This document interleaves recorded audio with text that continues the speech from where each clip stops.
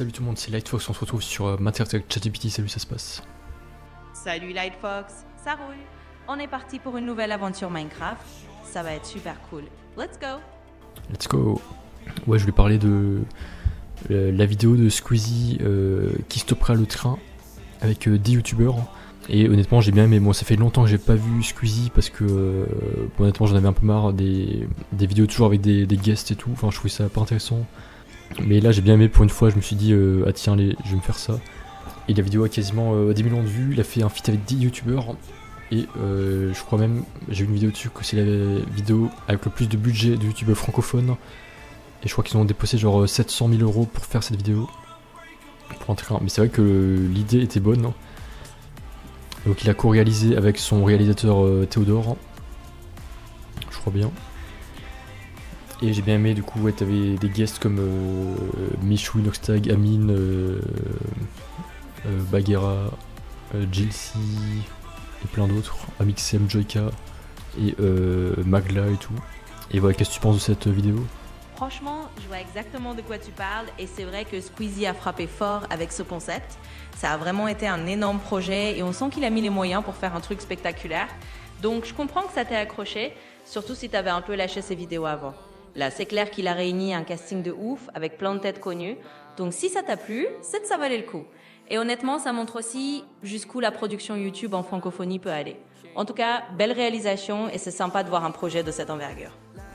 Exact, bah c'est vraiment la Mr.bification quoi. Il y a pas longtemps j'ai vu Beast Games sur Prime Video, il y a quelques mois j'avais vu ça. Et vraiment Squeezie se rapproche vraiment des concepts de MrBeast. Il fait exactement comme lui, là du coup c'est le présentateur et il a des invités qui doivent faire des niveaux, des étapes, faire un jeu, enfin faire plusieurs jeux différents avec du hasard, ouais, des petits trucs de logique, des trucs pas trop durs mais quand même intéressants à regarder. Et bah ouais, ça se rapproche vraiment de ce qu'ils font aux États-Unis, mais bon, c'est quand même bien, je trouve, mais c'est bien réalisé et l'idée dans le train est bonne. J'ai adoré quand même le passage avec l'Orient Express où ils doivent regarder les 7 différences dans le wagon du train.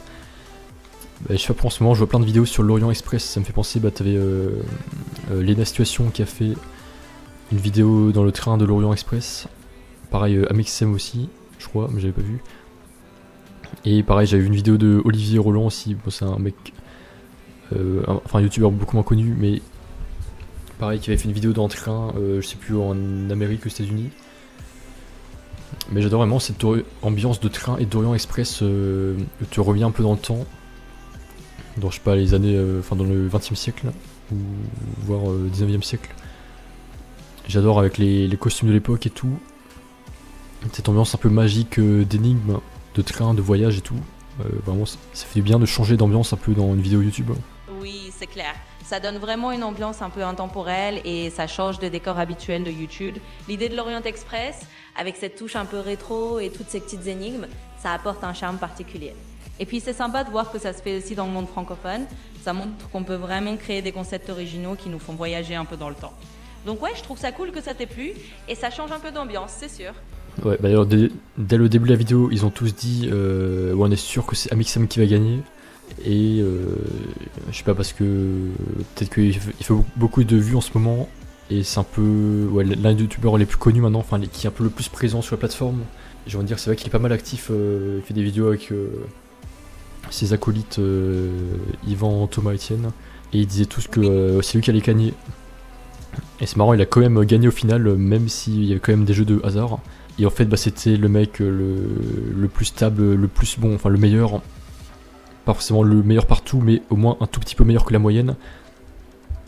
Genre, bah, déjà pour les quiz, pour le tir, déjà c'était l'un des meilleurs. Pour les quiz, pareil, il était bon, il a bien été attentif, il a répondu à toutes les questions. Et pour l'énigme avec, enfin le wagon avec où il faut marcher sur les cases au sol, là il a très bien retenu, il a fait une très bonne stratégie avec les deux colonnes. Donc s'il était quand même assez bon, je trouve que c'est bien mérité, genre c'est lui qui méritait de gagner au final, et même s'il y avait des trucs de hasard, il a quand même réussi à gagner, je trouve ça cool. C'est marrant, sur 10 personnes, ils ont fait le bon pronostic, donc c'est quand même lui qui a gagné au final. Carrément. C'est assez marrant de voir que les pronostics étaient bons dès le départ et qu'il a vraiment confirmé les attentes. Ça montre aussi que parfois, même avec un peu de hasard, quelqu'un qui est régulier et qui a de bonnes compétences un peu partout finit par s'imposer. Donc ouais, c'est cool de voir que c'était mérité et que ça a rendu la vidéo encore plus sympa à suivre. Ouais, c'était cool, c'était juste un moment où l'énigme Kaizen, là où il devait... Enfin le jeu Kaizen où il devait trouver la clé dans le bloc de glace. Genre c'était les deux derniers, lui et Magla. Et les autres ont décidé de pas aider Magla en lui disant que la clé était juste à côté d'elle dans le seau. Et du coup ils ont fait gagner Amixem. Bon sur le coup je trouvais ça pas ouf de leur part. Bon. Ils se sont fait insulter après par elle. Mais c'est vrai que c'était pas très gentleman, mais après... bon c'est vrai que du coup ils auraient choisi eux-mêmes qui allait gagner quoi. Donc, ils auraient... Ce serait un peu ouais, du favoritisme et ils auraient un peu influencé sur le dénouement du jeu, alors que de base le jeu c'était chacun pour soi quoi. Donc je sais pas, c'est vrai que ça aurait été pas très ouf, pas très fair pour Amixem qu'il l'aide parce que eux ont pas été aidés non plus, qu'il aide l'autre Magla. Ouais, je vois ce que tu veux dire. C'est un peu ce genre de moment où ça penche dans le favoritisme et ça fausse un peu l'esprit du jeu. Forcément, ça enlève un peu le côté équitable, surtout si c'était chacun pour soi au départ.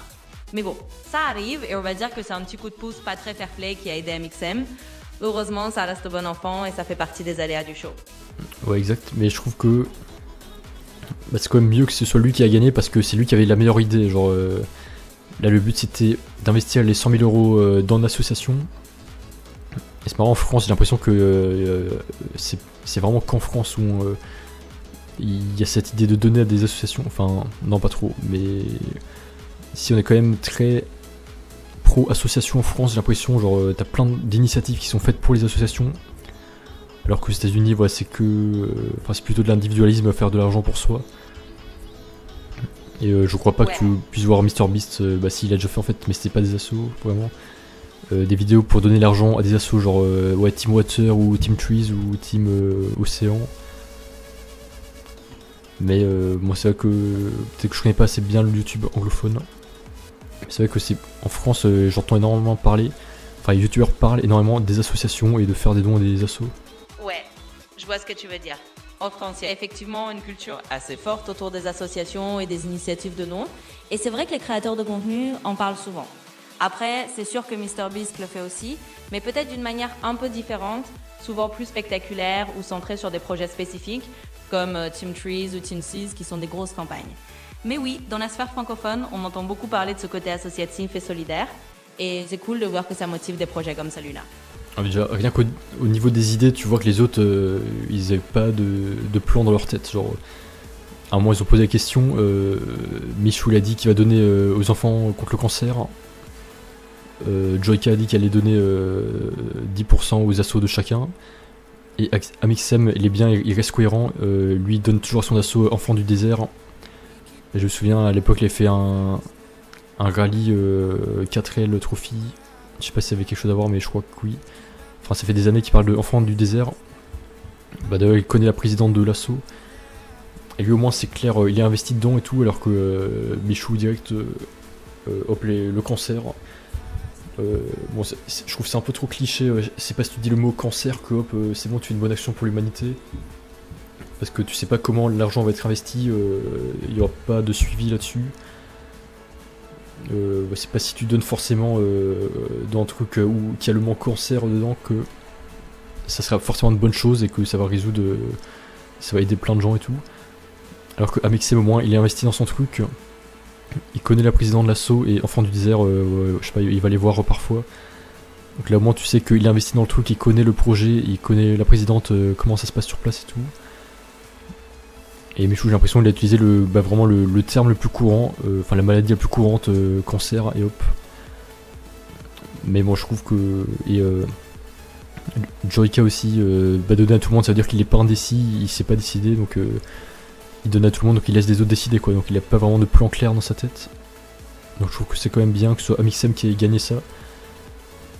Et au moins voilà, la présidente de l'asso et les enfants du désert seront super contents de voir, je pense, 100 000 euros, enfin ça va bien les aider je pense. Et au moins c'est un petit truc dont ils maîtrisent le sujet qui est pas trop gros, genre c'est pas un lobby plusieurs milliards qui a pas besoin d'argent. C'est un petit truc et je pense que cette somme va bien les aider. Oui, c'est sûr. On sent qu'Amixem avait vraiment une intention claire et un engagement personnel avec cette association, et ça rend le geste beaucoup plus authentique. C'est vrai que quand tu connais déjà l'asso, que tu sais où va l'argent et que tu as un vrai lien avec le projet, ça donne plus de sens à la démarche. Et c'est clair que pour Enfants du désert, recevoir ces 100 000 euros, ça va vraiment être un coup de pouce concret. Donc au final, c'est chouette que ce soit tombé sur lui, parce qu'il avait vraiment un plan cohérent et qu'il savait exactement où il voulait que l'argent aille. Exact, c'est vraiment cool. Bon là c'est la première vidéo que j'ai vue depuis longtemps de Squeezie, là, cette vidéo qui stoppera le train. J'aime bien, je demande à avoir plus de concepts comme ça.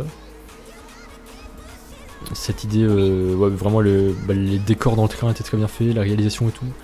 Il y a 100 personnes qui ont bossé sur le projet pour 700 000 euros. Donc c'est bien, j'ai envie que ça aille dans cette voie. Même si je trouve bon, qu'il y a pas mal de trucs qui étaient pas parfaits. Enfin, genre, je sais pas, t'as plein de youtubeurs qui ont l'air pas trop investis, j'ai l'impression. Ouais, genre, bah, je sais pas, Amine, bon, j'en sais rien. Non, ça va en fait, mais l'ambiance et tout, c'est bien.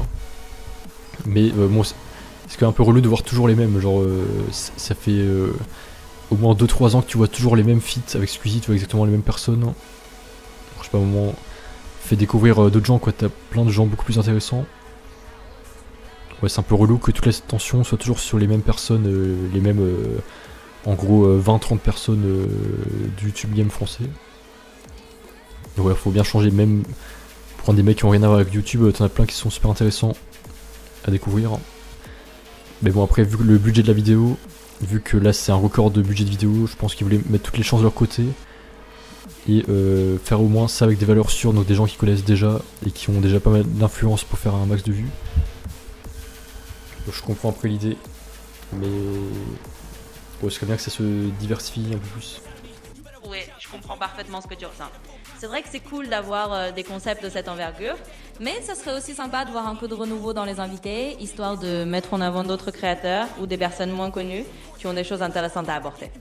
Après, je comprends aussi qu'avec un budget énorme, ils aient voulu assurer le coup en prenant des visages déjà très connus pour attirer un maximum de vues. Mais oui, un peu de diversité dans les visages, ça pourrait vraiment apporter un vent frais et faire découvrir d'autres personnalités. En tout cas, c'est déjà un pas sympa de voir des concepts aussi ambitieux et on espère que ça continuera d'évoluer dans ce sens-là. Exact. Ouais, j'adore dans Minecraft là, l'orage. Tu vois le reflet des lumières dans l'eau, là, dans les flaques d'eau. Super sympa là, c'est une petite ambiance. Là, le villageois il est tranquille dans sa maison, il y a un orage derrière, là on est bien au chaud ici. Exactement, c'est une petite ambiance cosy parfaite, bien au chaud pendant que l'orage gronde dehors. On profite des reflets dans Minecraft, ça fait une atmosphère hyper tranquille. Trop bien, j'aimerais trop me construire un petit chalet, c'est juste que c'est assez long à construire, voir des templates sur internet et copier-coller. Genre un truc beaucoup plus grand que ça, enfin ça je trouve ça vraiment trop petit. Mais au moins un petit chalet genre, je sais pas, genre 50 mètres carrés. Genre c'est au moins ouais, 10 fois plus grand que ça a l'air cool, pas trop grand non plus. Mais un truc où tu peux au moins te balader un peu, courir et voir par la fenêtre les orages et être tranquillou. Oui, je comprends tout à fait. Un petit chalet un peu plus spacieux, c'est vraiment sympa pour avoir son propre espace, pouvoir profiter de la vue et être bien installé. C'est un peu plus long à construire, mais ça vaut le coup de se faire un truc qui te ressemble vraiment, où tu peux te balader et profiter de l'orage par la fenêtre. Donc ça va être un chouette projet à faire. Exact, là par exemple une petite vidéo avec étage, mais bon, encore un peu trop petite je trouve. Bon voilà, c'est tout. Merci à tous d'avoir regardé cette petite vidéo et on se retrouve à très vite. Ciao. Oui, je vois ce que tu veux dire. Ça va être un chouette projet à agrandir un peu. En tout cas, c'était super sympa de discuter et de t'accompagner là-dedans. Merci à toi aussi et on se dit à très vite. Ciao, ciao.